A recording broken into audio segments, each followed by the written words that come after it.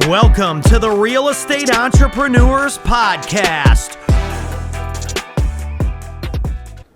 Welcome to the Real Estate Entrepreneurs Podcast. Today is the same day as yesterday with Mr. Lou, but today we have a special guest, Mr. Jerry Green. What's up? What's up? What's up, buddy? Thank you so much, man, for taking on the invitation at such a short notice. Yeah. A 5-minute notice is great. Hey, let's go do a podcast real quick, right? Yeah, no problem. So on our podcast, Jerry, is more about the journey, right? Sure. Like who you are, where do you come from, and I'm a firm believer that if people see you do it, they can also do it. I agree with you on that, 100%. And where are you from originally? Like your upbringings? Tell me a little bit about that. Well, I was raised over in Springfield, Ohio, so that's where I was raised at. And is that where the Simpsons are from? I get asked that all the time. I think it was another Springfield. Okay. Yeah, but I get asked that a lot, so right. that's too funny. Yeah, I was born over in Springfield, Ohio. That's where I was raised at, with school there. And then only thing, when I got out of school, I actually ended up going in the Air Force. So okay, yeah, so you served. So I was in the Air Force, went down to Texas. I was in San Antonio. Wow. Then I went to, from there over to Wichita Falls. And was in Wichita Falls. And then actually I ended up going from full-time active to Air National Guard and went back to Ohio. Okay. So, and when I went back, I had actually studied. Prior to that, I went to a vocational school when I graduated high school through what we call JVS, Joint Vocational School, and I was on electrical contracting side of things. So my dad was in that already. Okay. And he'd been doing that for years. So I went back and joined my dad in that business. And so how long do you serve? 6 years. 6 years? Yeah. Wow, that's tough to get out of after 6 because I served 4. Okay. But I think if I would have stayed longer than 4, I might have stayed in for a little longer. Yeah. It was, I just got, to the point where it was just, my dad was really wanting me to come back and help him out in the business. And to see my experience was, in the trade school was electrical side. Then when I went in the Air Force, I was in what I call electrical power production, which is basically civil engineering. So I did do some credits towards college a little bit in that side of things through the civil engineering through the Air Force. And then I just, like I'm going to go back, and I went back home and got into business with my father in the electrical contracting business. That was over in Springfield. And really just started growing that side of things. We, it wasn't a large business. We had several employees working for us, and that was back in, that was in mid 80s. And then I was just really continued to do the electrical side until about 1993, Ricardo. That's really where I was hitting it. I was just jamming with that. We done commercial, we done residential type stuff, and then the early '90s was when I was doing that. We done a lot of work also for general contractors. So like we had one in particular. We done like a lot of gas stations and stuff like that, and everything really changed very quickly on that side of things because I was, my dad and I were working in the business and on the, electrical contracting side. And then I had a phone call come in one time on a Sunday night. Now you got to remember back then it wasn't the cell phones and stuff. Right. It was old wall phones. Yeah. So I remember the phone rang at home with my wife, and I picked up the phone, and it was like general contractor. And I thought, what in the world is he calling me? And it was on a Sunday night. And I remember his name was Jim. And, I said, Jim, what's going on? He says, I just want to let you know we are closing our doors to our company. And I wanted to give you an advance notice. Like, whoa. Now, he owed us a lot of money. And I said, well, when does this happen? He goes, tomorrow morning. So that was the advance notice. Wow. So he owed us like a little bit over 60-some thousand, but you take that back into the early 90s. Oh, that's a lot of money. Oh, huge. And look, today is a lot of money. I Yeah, don't care what anybody yeah. says. And then, You know. that hit, and we were in a position where we really couldn't recover from that. And my father and I were both working, in the business. We had several people, and next thing you know, we tried to work it out, but we just couldn't work it out. We ended up going bankrupt because of that. So it was I think it was 93, I think it was, that we ended up going bankrupt in that business. And, I was like, wow, what am I going to do now? How old were you at the time? Oh, geez. 20s? Yeah, I was in 20s. And then we just end up trying to figure out what we're going to do. And the only way out was really to bankrupt it. So we ended up getting out of it. And I was in a position, it was kind of funny because at the same time that I was going through all that, I was also starting to get interested in real estate a little bit.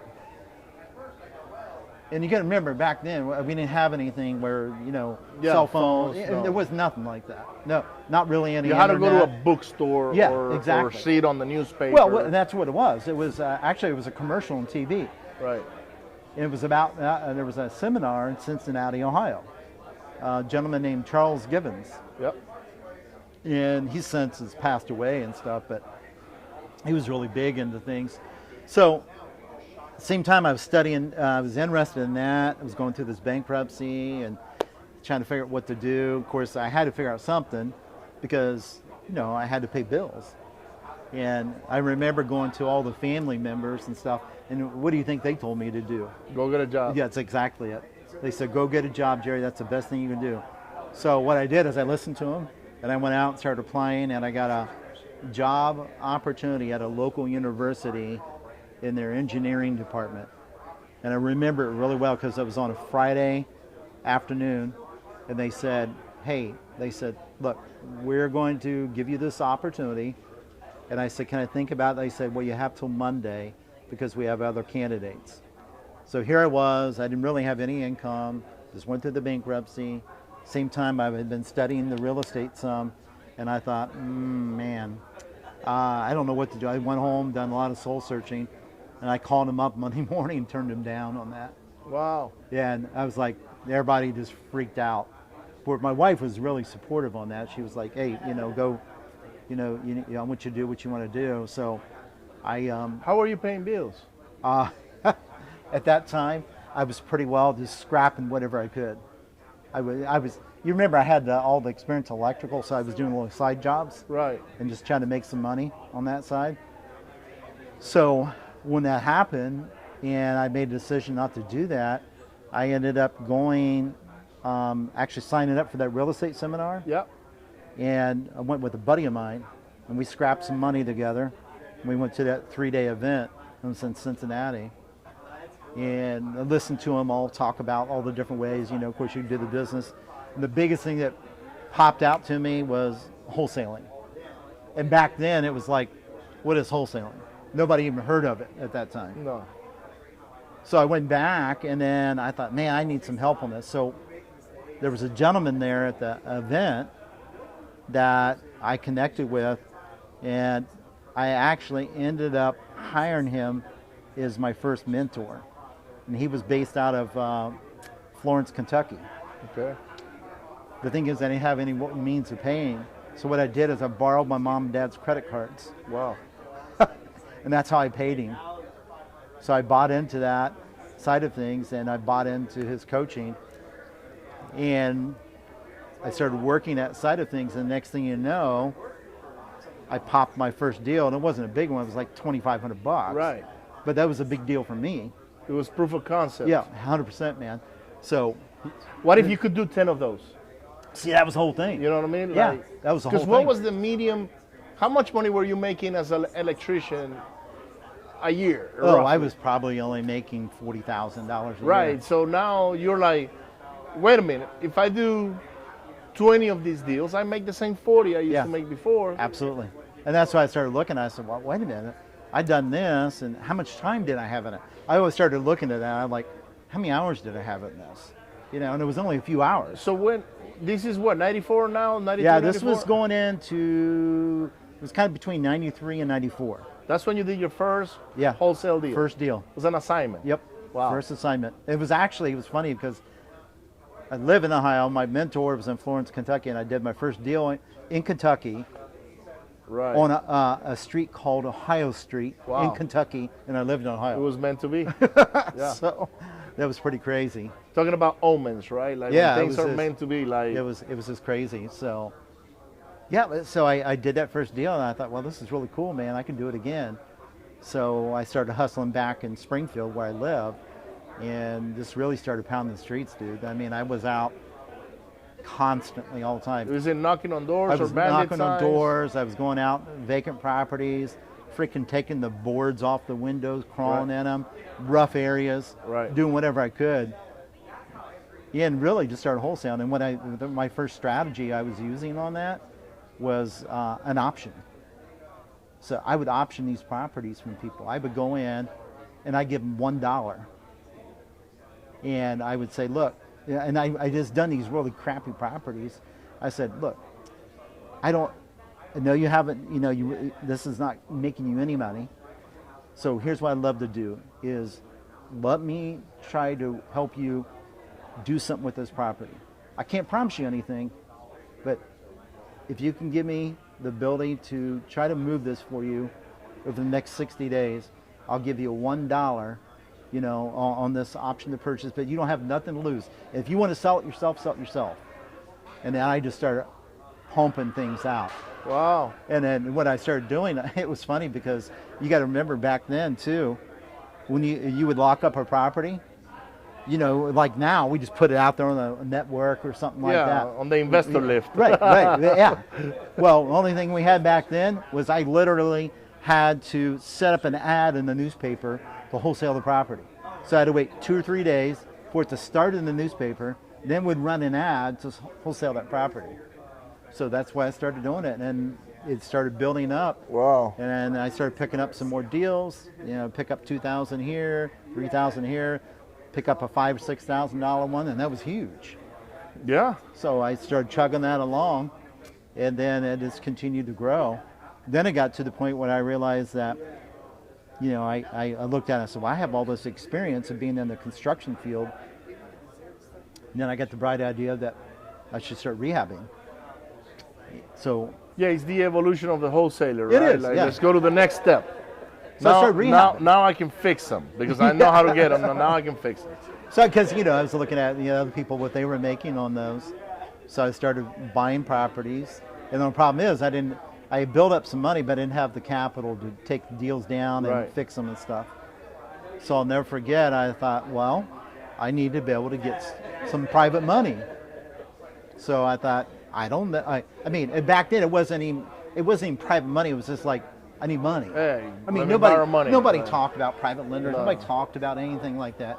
So I went to this. It was funny. I went to this meetup at this old bank building over by the Dayton airport, and it was in the basement. And they would have meetings down there, and they would just do. It was kind of a pretty casual investor meeting, and then people would come down there and just talk about things. And there was one night I went in there and they had a flip chart. I went up in front of the room and I said, look, here's what I'm doing. I said, I've been finding these deals and now I want to start fixing them up. And I said, I know how to do it. I've been doing this, I've been around it pretty well my whole life. So I said, here's what I'm proposing. You fund the deal, here the purchase costs, holding costs, all this stuff here. I'll take care of overseeing the work. I'll market it and get it sold. We'll split the profits.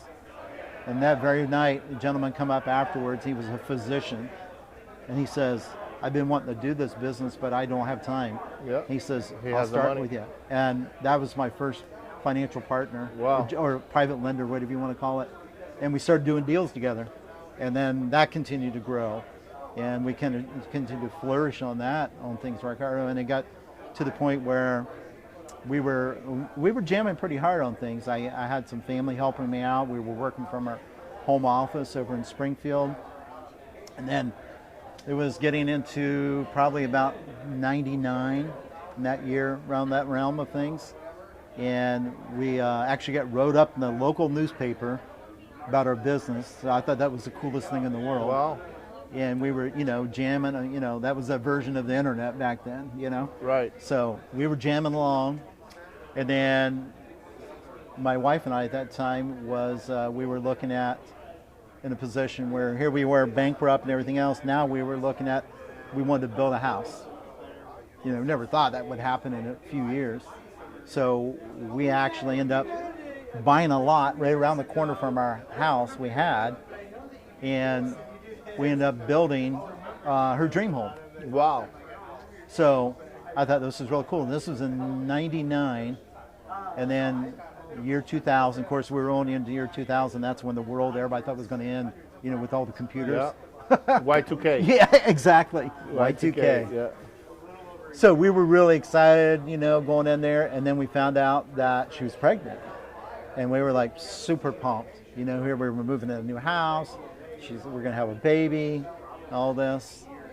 And this was in, like I say, year 2000, and we rolled into that year. And then about midway through the year, during her pregnancy, she started having some complications. And we ended up going to the ER probably, I don't know, it was like 3 different trips. Wow. And they kept saying, well, just go home. It's just early labor and stuff. Well, the last time we went, they said there's something else going on. So they admitted her to the hospital. And she was there for about 4 or 5 days. And they said, well, we got to go ahead and induce labor. And then we knew we were having a boy. His name's Jordan. And we knew, that he was going to be born about 2.5 months early. Wow. They thought he'd be okay, but he was going to be very small and premature. So he was born. And the moment he was born, the doctor just said, your son's going to be okay. He said, but I'm concerned about your wife. He said, there's something going on there. So within about 2 hours of my son being born, they had my wife down for a CT scan because they couldn't do it with the baby because of radiation. Right. About 2 hours later, they came back.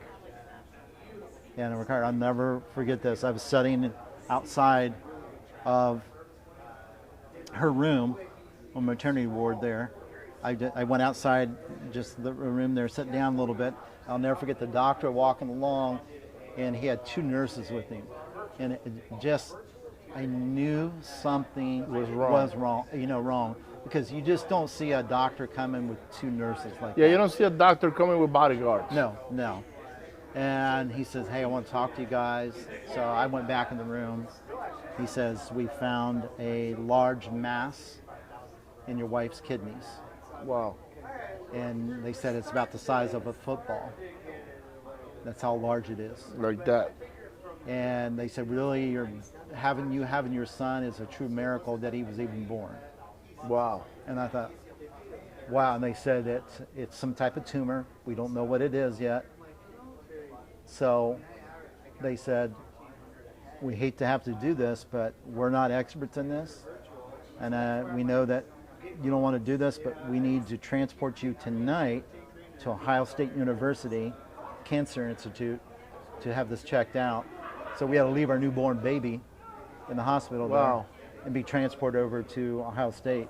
That was called the James Cancer Institute. She couldn't nurse him or nothing. No. And then we were over there for about 3 or 4 days with our own things. And they done a biopsy and all that, and they confirmed it was malignant. Wow. And the cancer came back. The cancer she had was a kidney cancer, and it's called Wilms tumor. Very rare for an adult to have. It's typically in kids by the age of 5. Wow. And it's got, with kids, it's got about a 98% cure rate. Okay. With adults, it's not like that. For an adult to have, so it was very rare. And she had it also as what they call bilateral, so it was on both sides. Oh, wow. So we were like, wow, what do we do? So they immediately had to start her on chemotherapy. Of course, then she couldn't breastfeed or anything. Of course. So she went in, here we had a brand new baby, and she started on chemotherapy and radiation treatments. And that was going into December of 2000. And then 5 days before Christmas of that year, they said, well, we're going to do surgery. And I'll still remember December 20th of 2000, they went in, done major surgery the goal was to remove the tumor. Right. They said, 3 or 4 hour surgery. And it ended up taking 14 hours. Wow. And I'll never forget, the doctor come out, his name was Dr. King, he come out and he just said that, I'm sorry guys, but the tumor had protruded everywhere. And in the back muscles. Metastasized. Yeah, and it attached to her aorta. They had to cut it off of that, put a graft on my wife's aorta. And so it was unbelievable. And they, after that, they had her intensive care. And then we went into a position where it started, we thought she was moved to a recovery floor. And then in a matter of, I'll still remember this was 5 days before Christmas, she had surgery. On Christmas Day of 2001, major complications set in. And hold on. So she went into surgery on in the 2000 or 2001? 2000. 2000. And then in 2001? And 5 days later, she went into all kinds of complications. Okay, so this is still in the 2000. 2000. Yeah. And then all kinds of complications set in. Then she ended up being in the hospital for 4 months straight. Wow. It was in Columbus, Ohio. That's where they done the surgery at. And then because it was a childhood cancer, they moved her to Children's Hospital as an adult patient. And I never left there for 4 months. I ended up moving out of our brand new home, and I ended up living in the Ronald McDonald House. Wow. And that's where I lived for 4 months. Wow. We finally got home March of the following year in 2001.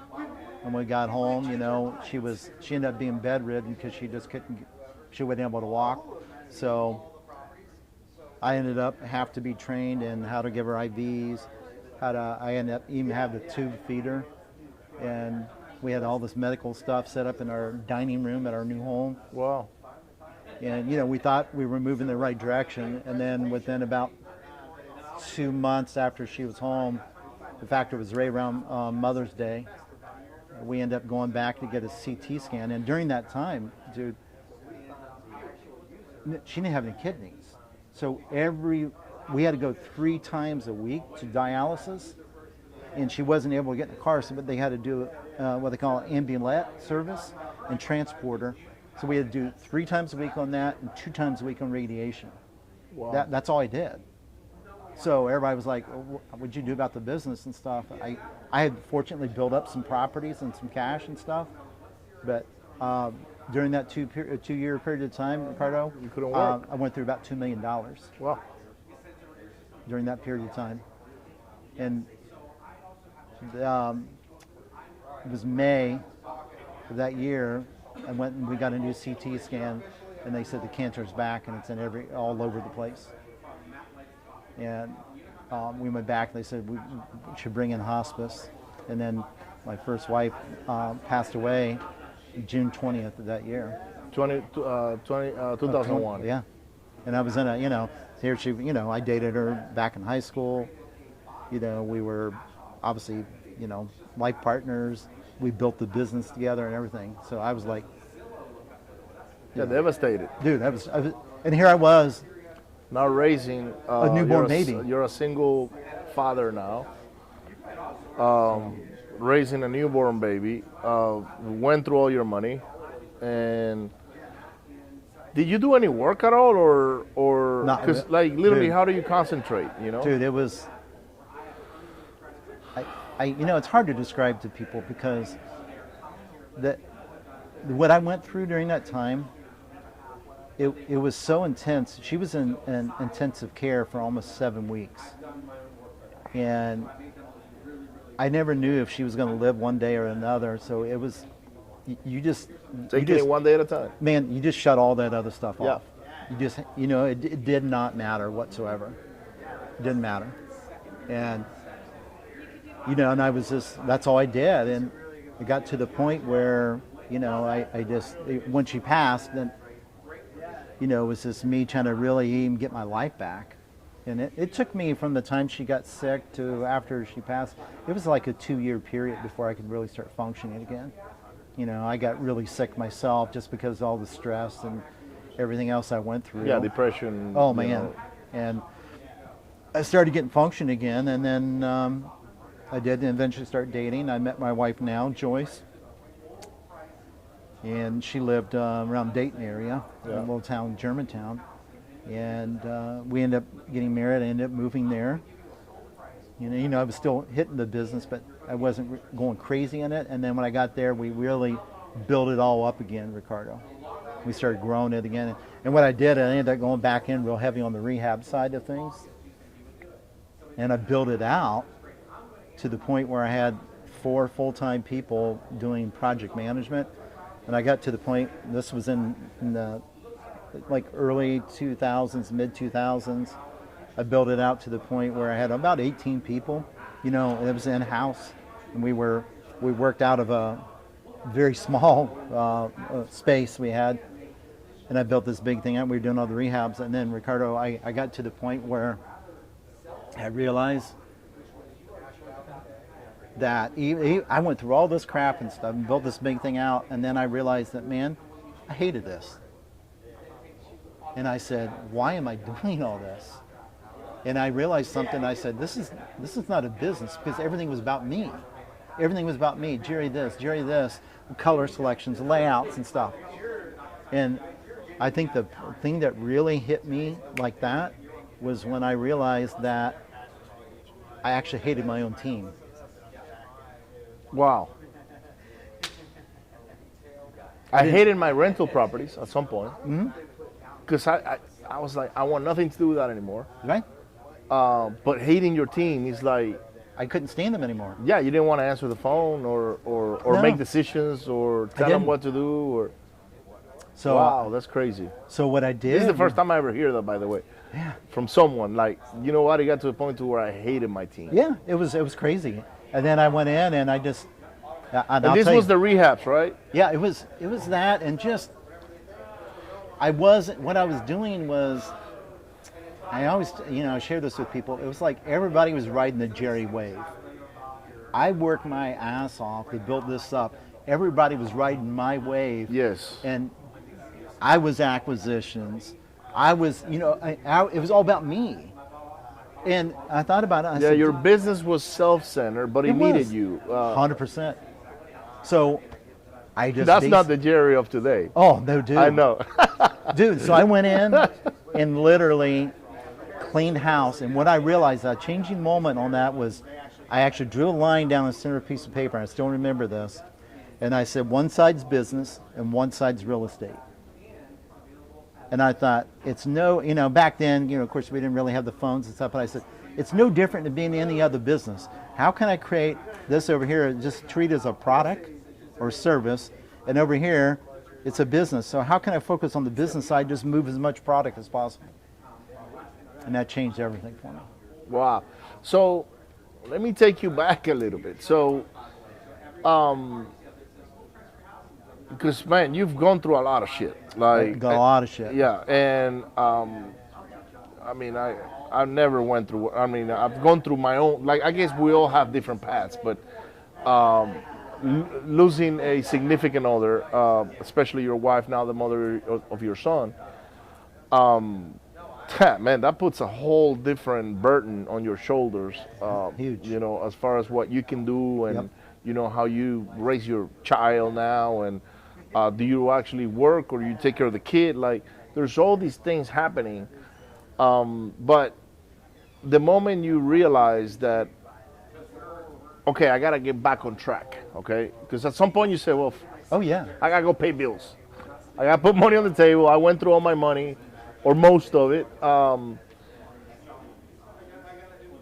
Did you start doing some sort of personal development? Did you reach out to maybe groups? Or, Oh yeah, I was involved in a lot of like support groups, Yeah. and I had to, Ricardo. I mean, literally.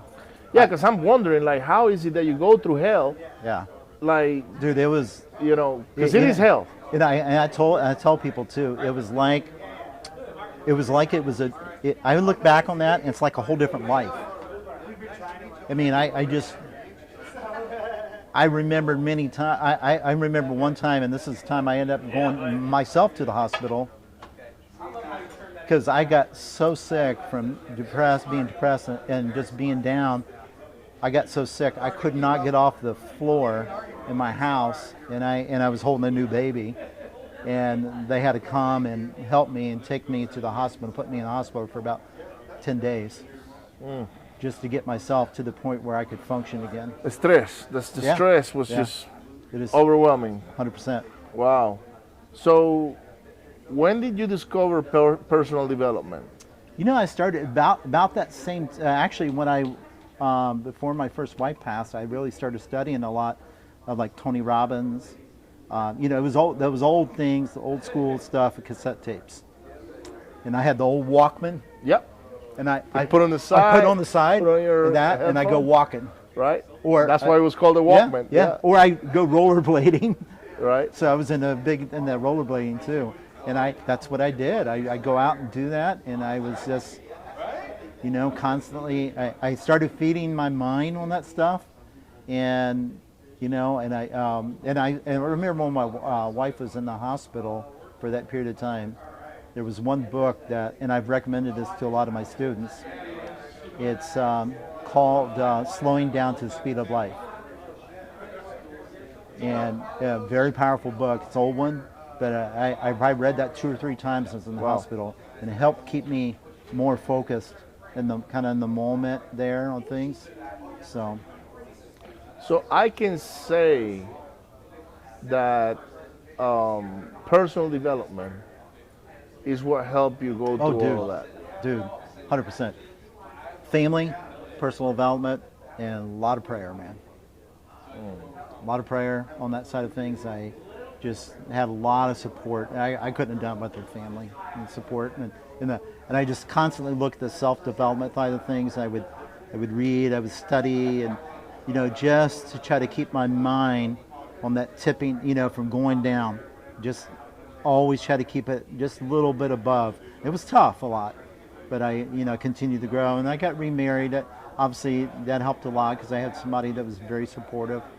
And you know, and then from there we really just, you know, I took it, and you know, as I mentioned, I kind of cleaned house on the business, and when I'd done that, Ricardo, I got to the point where I realized that this is a business. I want to start treating it that way. So I started figuring out, you know, okay, I'll put systems in place here. I'll put this in place, and I started removing, you know, all the stuff. What was interesting, I started putting in buffers where people couldn't communicate directly with me. They had to go through somebody else, and it just continued to peel like an onion on things. And then, you know, Ashley, I had the one lady work for me before Ashley. She was with me for 12 years. Wow. She was one of the ones I let go. Wow. And on top of that, I had a gentleman that worked for me for just shy of 15 years. He was with me about 14 years. He was the best man in my wedding of my second, you know, I got married, and I ended up firing him. Wow. Yeah, that's tough, you know, because one thing is to let go of somebody, right? But another one is to let go of somebody that you love. Oh yeah, 100%. Where you guys going for dinner? I don't know, bro. We're gonna go to the Falcon's Nest if y'all have plans. We'll catch up later. Yeah. We'll see y'all later. All right, see you, brother. All right. They don't realize. know. It's all good. Hey, we got to make sure that shows up. That, you know. yeah. That was pretty cool. Yeah, that was pretty cool. So I just had to do that with a friend of mine that I love, but it wasn't going well for him or for me. Yeah. And he was in a position of power, and I had to come to him and say, hey man, we've tried to make it work. It's not working, Yeah. and it's not good for you. I want to see you do better, Right. and it's not good for me because my business is taking a freaking beating right Well, see, now. and that's what was a big thing for me, Ricardo, on that side was I started really implementing the KPI side of things, the accountability piece, and I realized the gentleman that I trusted so much was not being accountable on things. He couldn't report the numbers properly, and all the smoke and mirrors I removed that I hated, and then the reality came out. Well, so check it out, right? So I cleaned the house too. So I had a 3,000 square foot office, beautiful office by the way, up on the 6th floor. Chic has been there. You have to be there now next when you go to Houston. So I had the floor full of people. Like I had acquisitions, dispositions, you name it, everything, all the moving parts. And he was the CEO. But I realized there was a lot of mediocrity. And even though they had the right attitude, they had the right intentions, the work wasn't getting put out. And I started getting frustrated. So little by little, I started removing. You go, this goes now. And then he was the last one. And then it was just me and Caesar. And then I go, okay. I thought about quitting. Literally, I did. I was like, you know what? Maybe I just sell courses. That's easier than doing real estate, which is true, by the way. It is true. Because people are framed for education. They're not really framed for hustle and, Right. and what we got to go through on making things happen, right? But then I was having an internal conflict. I was like, okay, how am I going to sell courses when I'm not actually doing it? Like, I like to put my word where, Yeah. you No, know, I agree with my you. money where my mouth is, Yeah. basically.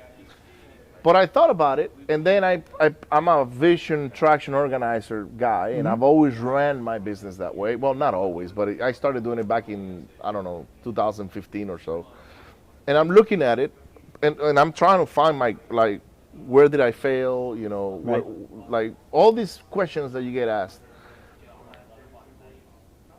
And I'm looking at this thing, and I'm like, man, but everything is here. The roadmap is here. And this works because I've done it before. But where is the people that are going to make this thing work?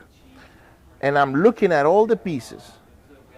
And the two pieces that always worked were the ones that I always overlooked, which were my VAs, my virtual assistants, which, by the way, I didn't even call them that way. Because Carlos, shout out to Carlos and Carla, they're brother and sister. They've been with me now for 5 years. That was the only piece to the puzzle that always worked for me, no matter what. Those guys were always there. They were always doing what they were supposed to be doing. They were putting out the work when nobody was watching. Yeah. And then I said, okay. I know. Ownership, man. They got ownership. Yep.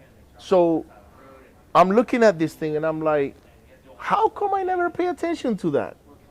Why was I always trying to pay attention to these other people when these guys were actually the ones rowing with me all the time? No matter what, they were there putting things out. And then I said, I'm going to have a conversation with them. So I did a Zoom call and I go, guys, nobody's in the office anymore. It's just me and Caesar and you two. And we have more people. Like maybe it was I don't know, 7 or 10 of us. What I really want to do is I want to grow the operation where you guys are. So I need you guys to find more like you. And Jerry, that changed my life. That's cool, man. We have now a team with over, on the wholesaling side, it's about 20 of us. We've bought and sold houses today. I never saw them. I don't know what they are, like how Yep. much we made or any of that. I'll check that whenever I go back to Houston. But that's running on its own.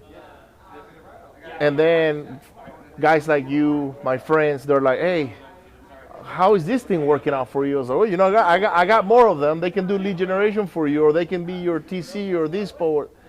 So we've grown that company now to about 50 to 60 people. And our goal is to get to about 150. But then I started creating the same buffers you're talking about. Yep. People text me, I'm not answering. Not that I don't want to talk to you. Yeah, yeah. But There's got to be a process behind you it. gotta be able to do that, and that's what I started doing. And then young lady started working for me at the same time with the other lady before I fired her. That was Ashley.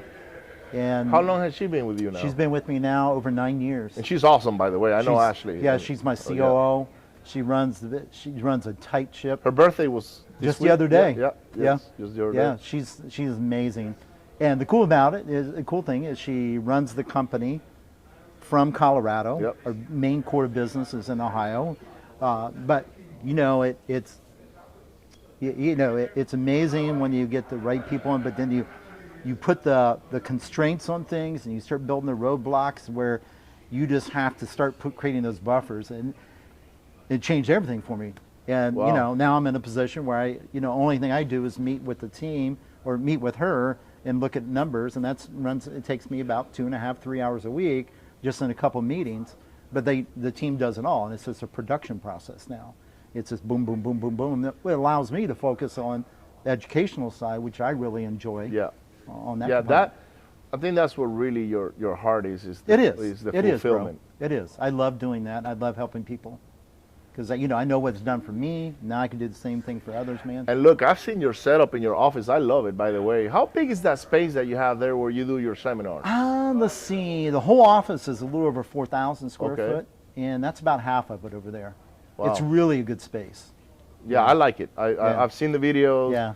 I know you have 2 screens, and Yeah. it's like a hotel It is. ballroom, but it's Yeah. compressed. You know, Yeah, so absolutely. how many students can you take in a live presentation? We can get up to around close to about 40 in there. That's a good size. Yeah, 35, 40, that's at our max on things, but we can get that in there. We have our own tables, Right. chairs, and so it's nice on that side of things. Wow. And then it's got like a little kitchenette in there, so we have all the food that comes in and stuff, so it's really nice setup. That's awesome. I love it. And I want to get your acquisitions training because I want to train my acquisitions Yeah, absolutely, girls bro. into a whole different animal that. Yeah, that- that's a unique thing that I do, and I've really fine-tuned that over the you got to remember for almost 10, it was probably over 10, 12 years, I did all the appointments. I went on all those, and there was Yeah, you were belly to belly. thousands of them. Wow. I went on and just went out there, and I just kept developing and growing. How many deals you think you've done in your career? Oh, it's been over a couple thousand, at least. So I would probably think it's more. yeah, it probably is, Ricardo, because Yeah. I got for a long time I didn't really care. I didn't even track them. Man, that happened to me. So, sometime in 2010, I started in 2008. So when the bubble is happening, that's when I'm getting in. But I'm getting in part-time. I had a job. So I was a W-2 guy making good money, and I was just buying rentals. But sometime in 2010, I had created a system. So every house I bought, same paint color, same granite, same. So I quit taking pictures. Yeah, well, it was the same way with us. It was, and when I started too. I mean, of course, it wasn't. We didn't have nothing really on the computer and stuff like that. I mean, we had some basic stuff, old gateway computer, and we done Gateway, wow. yeah. And then we created property files for each one. But it got to the point where the accountant said, "Just get rid of them." So we just shredded all that stuff. So I mean, there's years and years of stuff that was just shredded. Wow.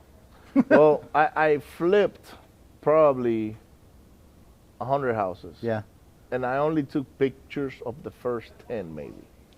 I think we figured out we rehabbed just around 450 to 500 on the rehab side before I got enough brain damage to get out of it.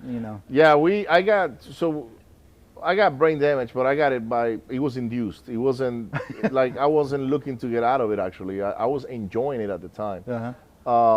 But what happened to me was completely different.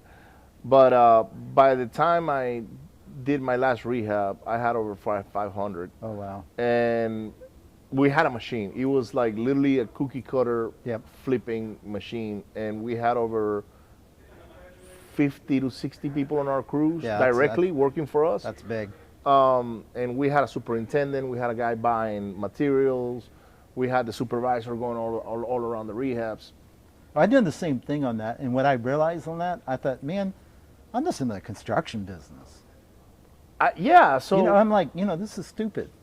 yeah, and I had a warehouse because all the leftover materials, I Yeah. had to put them on the warehouse yeah. so my guys could come pick it up and go to the next rehab. Yep. And I think at that time, what I was chasing was my ego. Like I was feeding my ego on how Yeah. big I could get. Same thing. Biggest rehabber, you know, all that crap. Oh, I bragged about it. Yeah. Oh, yeah. I'm one of the top 5 guys in Houston. Like, and Yeah. I really was.